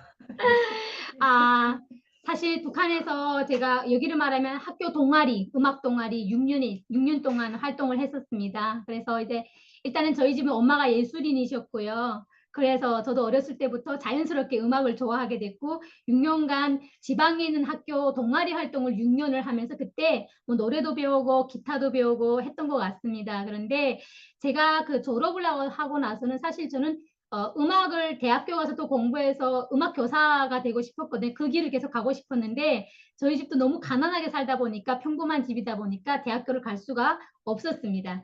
그래서 그냥 한국에 와서는 아까 얘기한 것처럼 부모님을 도와드려야 되다 보니까 취직부터 먼저 하게 됐고, 그리고 이제 대학교는 늘 마음 한켠에 남겨두고만 있었는데, 사실 이제 목사님을 통해서 제가 이제 어떻게 보게 되면 음악을 좋아하는 사람이기도 하지만, 제가 궁극적으로 학교를 갈 때의 어떤 비전은 음악 공부를 통해서 정말 뭐 뮤지션이 되겠다 이런 꿈은 전혀 아니었고요. 그냥 찬양을 좋아하다 보니까 찬양 사역자가 되고 싶다라는 비전, 물론 그것도 처음에는 목사님이 권면해 주셔서 생각도 하게 됐는데, 그런 것들이 그냥 음악 좋아해서 하는 것도 좋지만 내가 실제로 한국 사회에 왔으니까 한국 사회에서의 대중음악을 배운 다음에 하는 것이 더 좋지 않겠냐, 또 신학대학교니까 또 좀 믿음으로도 성장할 수 있는 기회도 될 것 같아서 가게 됐습니다. 제가 참고로 하나 말씀드리면, 1학년 1학기 이렇게 할 때는 처음에 적응이 잘 안 됐잖아요. 3점이 안 돼가지고 제가 정말 이렇게 심각하게 얘기도 좀 했거든요. 근데 지금은 4점을 돌파하는 아주 우수한 학생입니다. 그러면 정확히 전공이 이제 씨름과에도 여러 가지 전공이 있는데 무슨 것을 전공을 하고 계시는지. 지금은 제가 함춘호 교수님 밑에서 어쿠스틱 기타를 전공하고 있습니다. 근데 정말 너무 어려워서 울면서 합니다. 울면서. 네. 차 안에 몰래 들어와서 엉엉 울면서 내가 왜 이렇게 해야 되는지 막 했다가 네. 정말 어렵게 하고 있습니다. 사실 쉽지가 않더라고요. 주일에 찬양인들 기타 가지고 지금 찬양인 타고 있습니다. 또 다른 질문 만약에 있으시면 제가 다음에 기회가 된다면은 네. 학교에서 또 뵈서 또 얘기를 나누고 네, 싶습니다. 잠깐 뵌 것 같습니다. 제가 보면 먼저 아는 척 하겠습니다. 예, 또 감사합니다. 질문 아까 이효은 전사님 은석께 네, 안녕하세요. 이현정 도사입니다. 음. 아까 강의하실 때 이제는 북한 주민들도 북한 정권에 대해서 신뢰를 하지 못한다고 하셨고, 또 군대에서도 하루 세끼, 삼시세끼 밥도 거의 동일하게 나온다고 하셨잖아요. 근데 그럼에도 불구하고 왜 북한 주민들이 쿠데타를 일으키지 않는 이유나, 혹은 쿠데타가 일어날 확률이 있는지가 좀 궁금해서 네, 질문 드려요. 하시죠. 네. 사실 한류가 들어가고 북한 주민들이 경제난이 어려워지면서 북한 주민이 이제는 당국을 또는 이제 지도자를 신뢰 안 하는 거 사실입니다. 그런데 그럼에도 불구하고 북한에서 쿠데타가 일어나지 못하는 이유가 있습니다. 사실 이제 언론에 이제 공개되지 않아 그렇지 사실 지역마다에서 정말 지혜롭고 현명하고 이 똑똑한 북한의 사람들이 쿠데타를 일으키려고 시도한 바가 있습니다. 저희 지역에도 있었고요. 그런데 이게 끝까지 어떻게 보게 되면 결실을 이루지 못할 수밖에 없는 북한 사회 구조가 있는데요. 북한은 이렇게 태어나서부터 이 세뇌 교육이라고 하지 않습니까? 그럼 그 많은 교육 중에 어떤 게 또 있냐면 서로가 서로를 감시하고 가정 안에서도 같은 가족 안에서도 서로가 이제 그 약간 체제 불만이라던가 정치적 발언 이런 거 잘못하게 되면 신고하는 체제가 굉장히 잘 되어 있습니다. 이게 세뇌되어 있다 보니까 정말 그런 시스템이 잘 되어 있는데 항상 이런 쿠데타를 이루려고 어떠한 조직이 이렇게 결성이 되게 되면 그것을 끝까지 가기도 전에 꼭 한 사람은 신고자가 나타납니다. 물론 신고자에게는 어떤 작은 또 이제 나라에서 주는 어떤 혜택이 있으니까 하는 거겠죠. 그래서 결국은요, 그게 이제 완전히 이제 성과라고 해야 되나요? 어쨌든 이제 원하는 곳까지 가지 못하고 중간에서 결국 이게 이제 무너지게 되는데 그냥 무너지는 것이 아니라 저희 동네 얘기를 하자면 함경북도 무산에서 20대 청년들이 중국에 이렇게 도강, 그러니까 중국을 드나들면서 이분들이 이렇게 머리 의식이 완전히 많이 깨어진 상태에서 이 나라가 잘못됐구나. 그래서 우리가 하나의 조직을 만들자. 그래서 약간 이제 쿠데타 같은 거 일으키려고 시도를 했었습니다. 그런데 중간에 이렇게 신고자가 생겨나면서 그 리더인 청년 두 청년을 부모님이 보고 무산군의 온 주민들이 보는 앞에서 공개 처형을 했었습니다. 실제로. 굉장히 큰 사건이 있었어요. 그런데 이거는 저희 지역의 일부 얘기지만 다른 지역에도 분명히 있는 걸로 저도 들었거든요. 그런데 중요한 것은 내 하나가 정말 그 안중근 선생님처럼 내가 하나가 정말 나서서 죽음을 이렇게 각오하고 할 수 있는 일이라면 누구든지 나설 거예요. 그런데 이렇게 나섰다가 그 본인뿐만 아니라 내 가족, 예를 들면 내 와이프, 내 자식까지 정치범수용소로 가게 되고 이렇게 되다 보니까 사람들이 이거를 선뜻 못하는 겁니다. 그러니까 이렇게 북한이라는 체제가 한 사람을 그 공개 처형함으로써 100사람, 1000사람, 10,000사람이 공포 정치를 하는 거잖아요. 그러니까 뭐 안 하는 게 아니라 못 하는 거죠. 그런 사례들이 있었습니다. 예, 제 말은 안 덧붙이고 싶은데 하나만 덧붙이면 김일성 종합대학 나온 한 형제라 제가 강연을 한번 하고 그 학교 생활 좀 들은 적이 있는데요.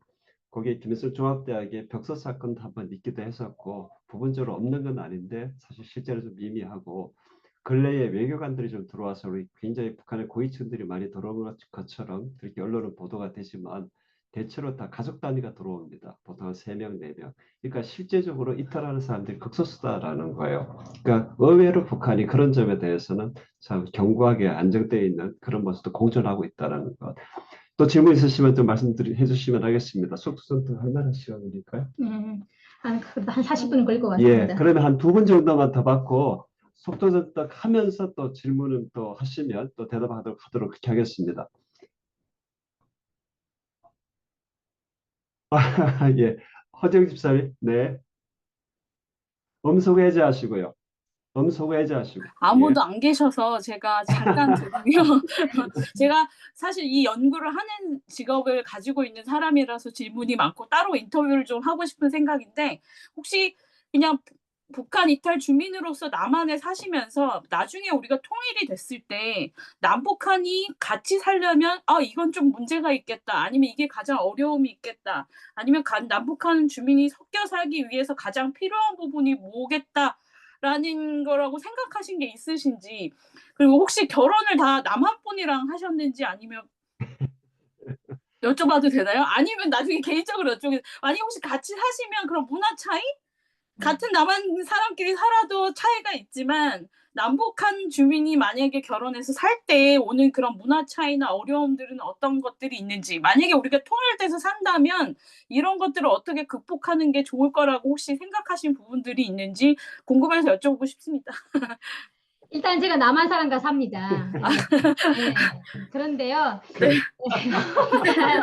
제가 이렇게 지금 12년째 살고 있거든요. 네, 그런데 4살 차이입니다. 4살 차이라서 큰 어떤 차이 이런 거는 크게는 사실은 못 느꼈는데요. 하나를 굳이 이제 딱 뭐 예를 들자면 확실히 언어 차이인 것 같습니다. 문화 차이죠, 결국은. 예를 들면요.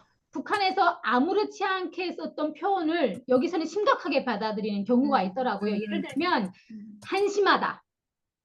네, 한심하다 북한에서 되게 자유롭게 네, 막 쓰다가 일상용어로 쓰거든요. 뭐 약간 뭔가 이렇게 잘못된 행동을 했거나 실수를 했을 때 가벼운 실수를 했을 때도 야 한심하다 이렇게 저희는 가볍게. 그게 나쁜 뜻으로 말하는 게 아니에요. 근데 저는 그거를 너무 익숙하다 보니까 남편한테 했어요.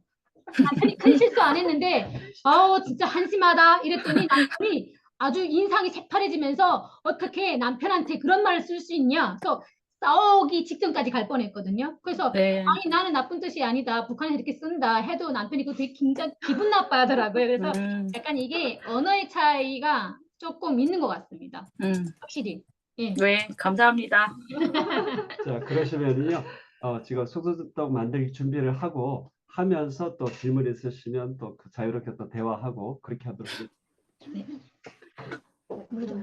준비할 동안 제가 잠깐 말씀을 드리면 제가 강의하기 전에 조금 부탁을 한 게 있거든요. 우리 입문 기술을 몇 번 해보니까 질문이 자꾸 줄어들더라고요. 그래서 질문이 좀 줄어들 수도 있기 때문에 자, 시간을 맞추자 그랬는데 오늘처럼 우리 구인호 목사님 말씀하신 것처럼 통신의 역사상 이렇게 많은 질문이 나온 건 오늘 처음인 것 같아요. 근데 또 우리 두 분이 아는 중에 굉장히 여러 가지 일들을 이야기를 많이 하셨습니다만 우리 이경 집사님의 어머님은 제가 기도 부탁 겸 말씀을 드립니다. 실제 북한의 교화소에 지금 수감되어 계시거든요. 굉장히 북한의 여러 가지 이야기들을 좀 밝게 또 여러 심각한 문제도 많이 얘기해 주셨습니다만 북한에서 이제 돈 전달하는 그 과정 때문에 결국 이렇게 연달아서 잡히시고 또 결국에는 1년 형을 선고받으셔서 올해 지금 수감하고 계셔요. 근데 또 연락도 잘 되지 아니하고 이런 가운데 있습니다. 그렇기 때문에 우리 북한을 위해서 기도해 주실 때 구체적으로 기도해 주실 것은 우리 탈북 형제자매들이 또 활발하게 활동도 많이 하고 여러 가지 많은 모습도 있습니다만 내면 눈으로 들어가면 역시 북한에 관련된 많은 어려움들을 가지고 있거든요. 그러니까 그런 문제에 대해서 만나실 때마다 막 그냥 호기심으로 켜보시기보다는 느껴지면 기도해 주시고 건면해 주시고 아까 허재영 집사님 잠깐 말씀하셨던 것처럼 제가 통일시대 때에 한국에 오셔가지고 이렇게 사는 동안 이런 차별이라든지 또는 이렇게 문화적인 충돌이라든지 이런 것 때문에 통일시대 대비해서 어떻게 남한사회에 했으면 좋을까 이런 질문을 제가 준비했는데 허재영 집사님이 또 그런 질문을 하시더라고요. 그러니까 먼저 내려오신 분들을 통해서 우리가 같이 사는 연습을 하고 있는 줄 믿습니다. 저도 처음에는 제가 경상도거든요. 근데 오랫동안 목회자로 살다 보니까 경상도 스타일이 많이 없어졌는데 저도 목소리가 좀 센 편입니다. 옛날에는. 근데 처음에 함경도 막 경상도에 막 뒤섞이니까 진짜 목소리 톤이 막 올라가는 거예요. 저희 요즘 이제 부산 분들도 저희 교회에 있는데 확실히 부산하고 함경도가 만나면 진짜 기가 다 아파요. 그런데 또 우리 형제 자매들을 보면 기본적으로 참 강인한 기질은 있어요. 제가 탈북 형제자매들 목회적 양적으로는 큰 사회가 아닌데 또 그렇다고 뭐 숫자적으로 불리려고 그렇게 시도를 별로 안 해봤고요. 한 분 한 분 신앙적으로 깊이 뿌리내릴 수 있도록 그렇게 사역하는 동안 참 그 다음에 하면 한다 막 이런 이것이 참 우리나라의 같이 우리 남북한이 같이 결합되어질 때에 하나님께서 우리 민족에 더욱더 크게 사용하시는 그런 밑거름이 아닐까 싶습니다. 이제 됐어요? 네. 오십시오. 여러분 준비 지금 같이 하시죠? 오늘 제가 그 사전에 준비물 그 내용까지 올려놨는데요. 그렇게 지금 같이 하시면서 따라하면서 우리 같이 해보시면 좋겠습니다.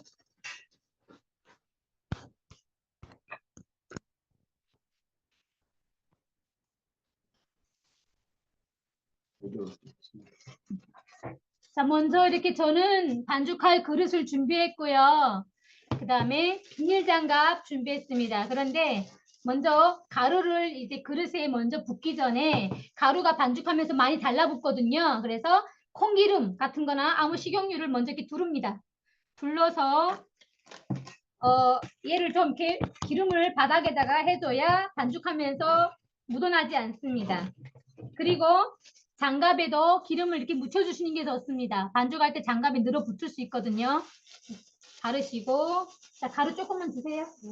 준비되신 분들은 그대로 따라서 지금 같이 하시죠. 네. 자, 먼저 하시면 안 됩니다. 먼저 하시면 좀 이제 떡에 맛이 없는 떡이 나올 수 있어서 보시면서 하시는 게 제일 좋습니다.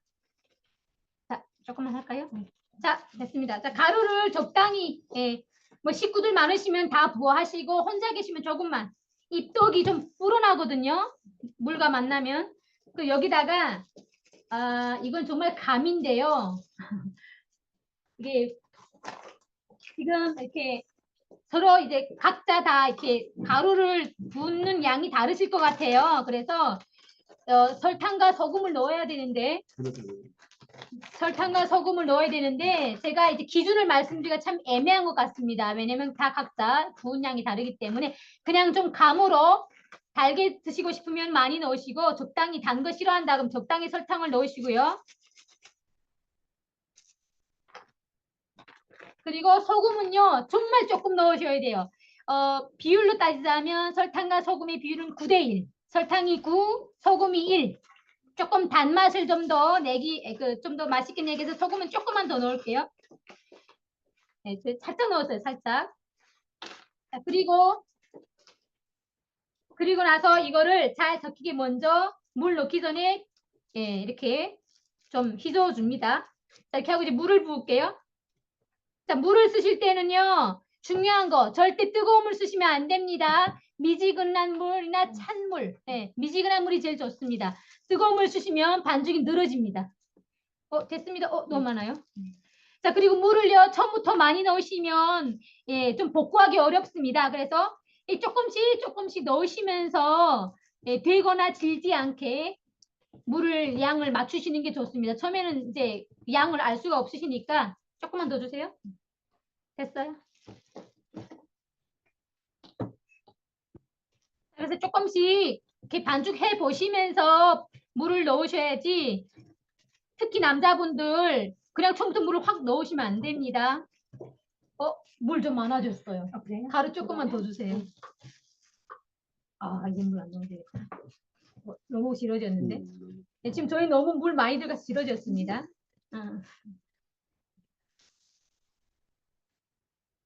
됐습니다.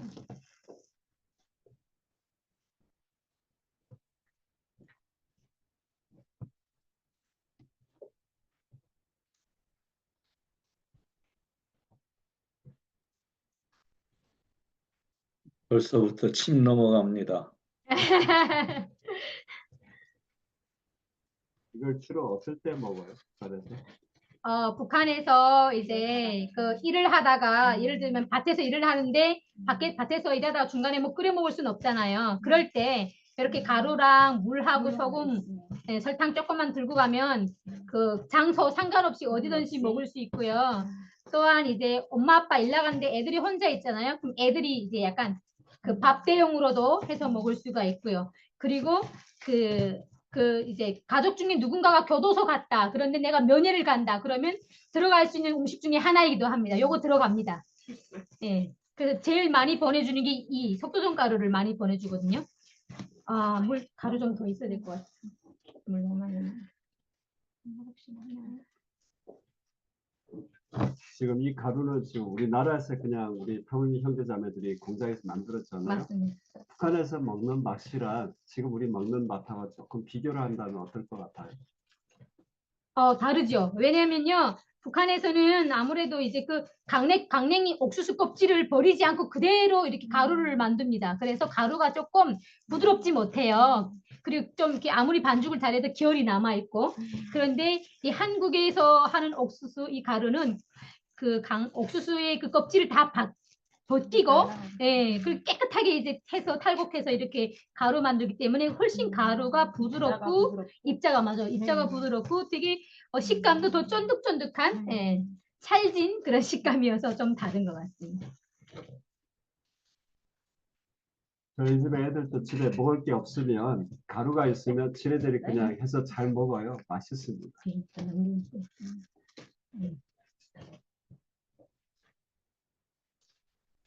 근데 이 떡은 이제 반죽을 많이 하면 많이 할수록 더 이제 식감이 쫀득해집니다. 반죽을 많이 하면 할수록. 접시 있어요? 접시. 저는 얼추 다 된 것 같아요. 그래서 이렇게 만든 다음에 그 다음부터 자유롭게 모양을 만들어서 드시면 될 것 같습니다. 한 입 크기로 이렇게 동그랗게 나가지고 드시면 돼요.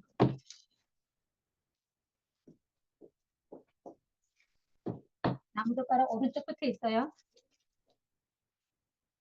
맨 밑에.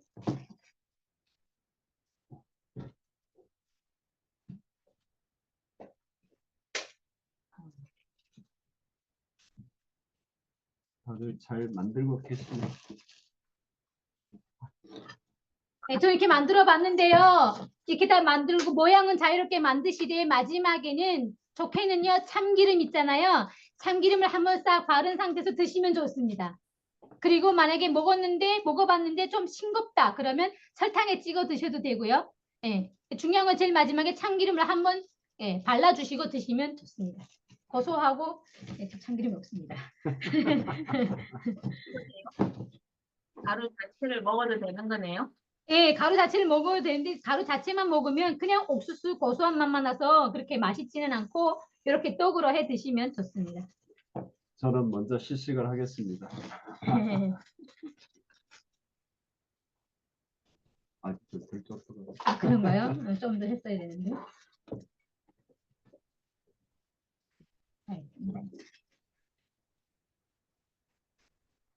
저도 아직 저녁을 안 먹었는데 되게 맛있어요.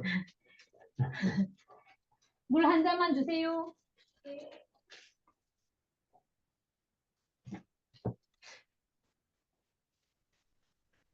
우리 원장님, 조장님들께 가루를 안 보내드려가지고 지금 너무너무 제가 후회하고 죄송스럽게 생각하고 있습니다. 아직 안 드신 분들은 왜 못하시는 분들?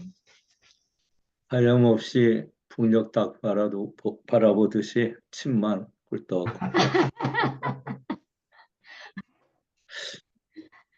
모양 너무 예쁜데요. 발송이 됐는데 못 받으신 분들은 혹여나 이렇게 이번 주 바로 다 받으실 것 같고요. 누락되신 분들하고 우리 원장님, 조장님들께 제가 별도로 발송을 해드리도록 하겠습니다. 저는 안 보내줘도 괜찮습니다. 보내달라고 한 건 아니고. 원장님 잘 섬겨드려야 우리 총선을 더 발전할 수 있습니다.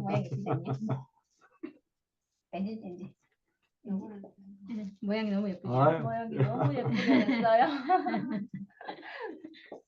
제가 가끔 이제 학교 우리 그 초중고 학생들한테도 이거 교육으로 하거든요. 북한 음식 체험해가지고. 그럼 애들이 이거 갖다가 막 토끼 모양도 만들고 하트 모양도 만들고 각양각색의 모양을 만들어서 애들이 먹습니다. 그럼 이게 속도전떡이 북한에서 모든 사람들에게 보편적으로 많이들 하고 있을까요? 아니면 어떤 정도의 음식이 될까요? 솔직히 말씀드리면 좀 잘 사는 사람들은 아주 가끔이지만 이 떡을 못 먹어봤다는 사람들도 있더라고요. 평양에서 오신 분들 주로. 예, 그런데 지방에서 살다 왔거나 일반 주민들은 이 떡 모르는 사람은 간첩이에요. 다 합니다. 예, 그리고 못 먹어본 사람은 없어요. 근데 가끔 진짜 잘 살다 온 사람들은 못 먹어봤다는 사람이 있긴 있더라고요. 쫄깃쫄깃하고 맛있네요. 예, 그리고 반죽을 힘을 줘서 오래오래 할수록 더 이게 쫄깃해집니다. 식감이.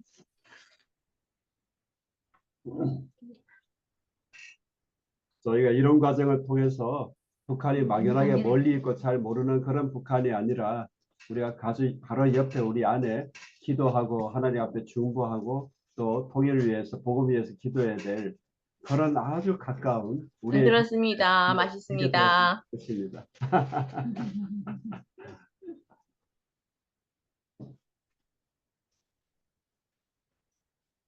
저는 저희 자매들이 막 열심히 만든 거 그냥 먹기만 하니까 좀 미안해요. 아우, 괜찮습니다.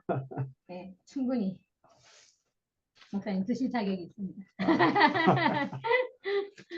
또 많이 살찌는 거 아니죠? 아닙니다. 여기는 이제 어떤 첨가류가 하나도 안 들어가고 정말 순수하게 100% 옥수수로만 만든 옥수수 가루입니다. 간식으로 너무 좋겠네요. 네, 간식으로도 정말 첨가물이 안 들어가서 오히려 요즘 애들이 뭐 과자 사 먹는 그런 거에 비해서는 엄청 건강식이라고 볼 수 있죠. 아우, 맛있어요. 네, 맛있나요? 네. 저는 북한에서 하도 많이 먹어서 그런지 질립니다. 드시면서 속도전 떡이나 또 아까 질문 좀 계속 하셨는데요. 추가로 또 질문이 있으시면 하면서 또 우리 질의응답하고 그러면 좋겠습니다. 그 옥수수 가루에다가 커피를 섞으면 커피 옥수수 속도전 떡이 될 겁니다. 기발한 발상이십니다. 커피. 근데 이런 경우는 있습니다. 북한에서 옥수수 떡을 또 이렇게 자주 먹다 보게 되면 질리잖아요. 그래서 어떻게 그렇죠. 하냐면 우리 떡 중에 이렇게 콩고물 묻혀 이렇게 버무리는 떡 있잖아요. 그것처럼 콩고물 인절미. 만들어서 인절미처럼 네. 콩고물 따로 만든 다음에 이거를 이렇게 또 이렇게 콩고물과 같이 먹으면 또 다른 맛이 있습니다. 그렇죠. 네. 견과류 같은 거 넣어도 되겠어요. 네? 견과류. 견과류. 견과류. 그러네요. 생각 못 해봤는데 잘 어울릴 것 같아요. 견과류하고도. 네. 맞아. 교회에서 애들하고 북한 체험 학습? 뭐 이런 거 네. 있어요? 그러면 다른 교회에서도 이거 한 적이 있어요. 큰 나무 교회에서 했었습니다. 네. 아이들이랑 성도님들이랑 같이. 그럼 혹시 교회에서나 또는 뭐 가정에서나 가루가 좀 더 필요하시면 저희 교회 쪽 연락해 주시면 저희가 마진 하나도 안 남기고 그냥 그대로 연결해서 이게 하실 수 있도록 하겠습니다. 이거 실제로 북한 주민이 직접 공장을 만들어서 직접 하신 거 받아오는 거거든요. 그래서 오히려 이제 북한 음식을 만드는 식당에서 사오게 되면 비쌉니다. 중간에 뭐 붙어가지고. 근데 저희는 직접 공장에서 가져오는 거라 조금 이렇게 원가대로 가져올 수 있었습니다. 선생님만 가격을 물어봐도 될까요? 네? 가격을 물어봐도 될까요? 네, 이게 이제 그 공장에서 직접 가져오는 거는 1kg에 10,000원, 10,000원이고요. 식당에서는 이거 1kg 20,000원 팔아요. 북한 식당에서는. 중간에 이제 좀 붙여야 되니까 배가 되더라고요. 그래서 저희는 직접 공장에서 하시는 분한테서 가져옵니다. 이번에 통선에 500g씩 소포장을 그쪽 공장에 부탁을 해가지고 그렇게 발송을 해드렸는데요. 500g 정도에도 한번 가족들이 한번 먹을 수 있는 그런 분량은 되는 것 같아요.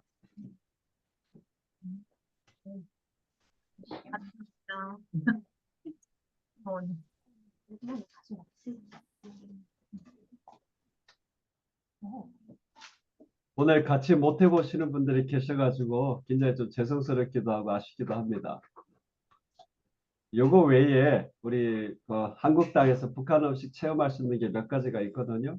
두부밥도 굉장히 맛있고 예. 저희는 한 번씩 이제 북한 식당에서 공수해 와가지고 또 외부에 손님 오시면 그걸로 대접하기도 하고 뭐 그러거든요.